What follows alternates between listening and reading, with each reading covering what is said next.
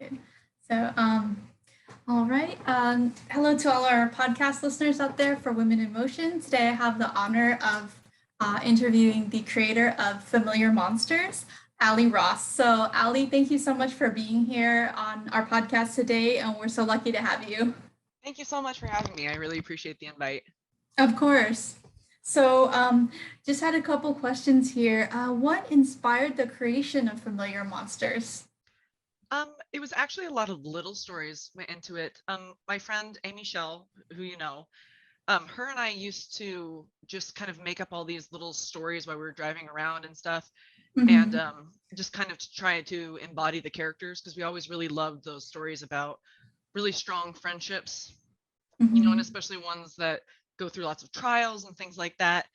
And about 6 years ago, we kind of came up with this idea of what if a monster hunter and a monster had to become friends, and it just really stuck, and it really like kind of spoke to me. I liked the dynamic, and yeah, and then now 5.5 years later, still trucking along.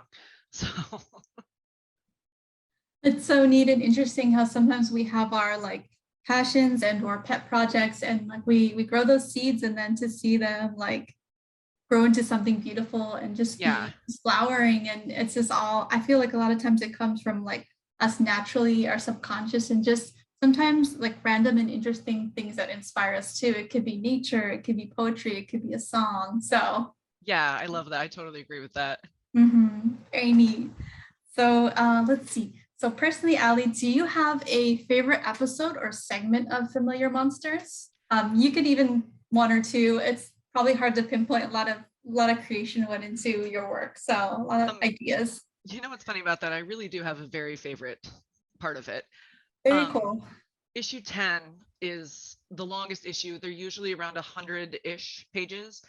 Issue 10 is a little bit over 200 pages, and it's a Okay. lot of the meat of the story. And it's my favorite because they travel, and so they go back to Wyoming, which is my hometown.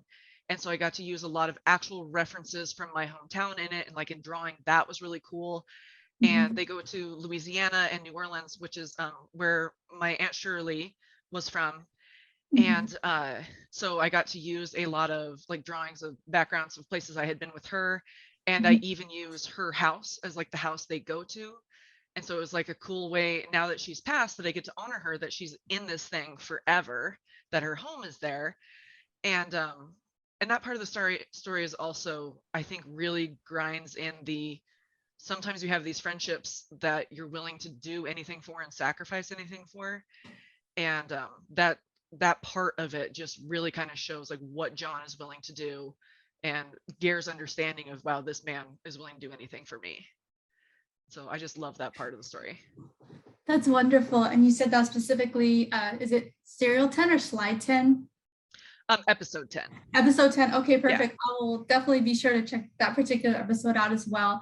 And Great. it's interesting because I actually didn't know that you were from Wyoming, but we did a family trip to Colorado, South Dakota, and also Wyoming as well. So I've been Oh. there. It's been a minute since I've been, so I really enjoyed the nature and Mhm. a lot of history there too. So very, Yeah, very there neat. really is. It's a beautiful place. Mhm. Definitely.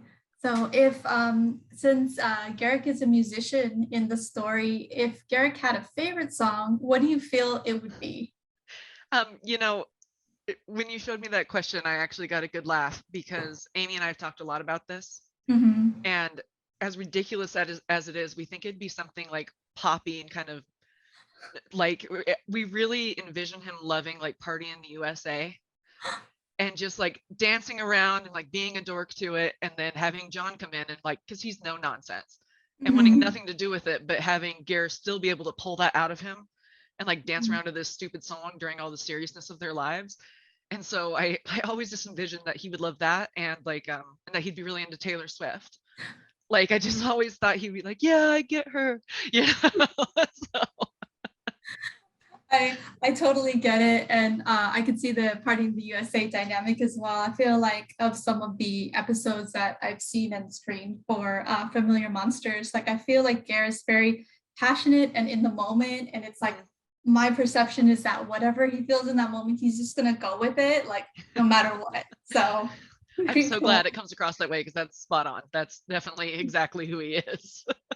Awesome. And then in wrapping up for our listeners, if they wanted to connect with you, Ali, what would be the best way for them to do so?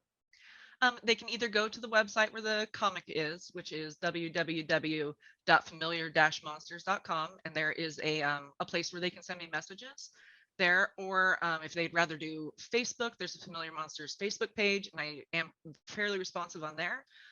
Or they're welcome to reach out to me on Instagram, and that's at Full Moon Garrick. Perfect. Thank you for sharing that. I'll be sure to include that in the episode information for our listeners below. Thank you. Thank you so much again, Ali, for being a guest on our podcast. And I hope you have a wonderful rest of your day and evening. Awesome. Thank you so much. Thank you. Take care. Bye for now. Bye.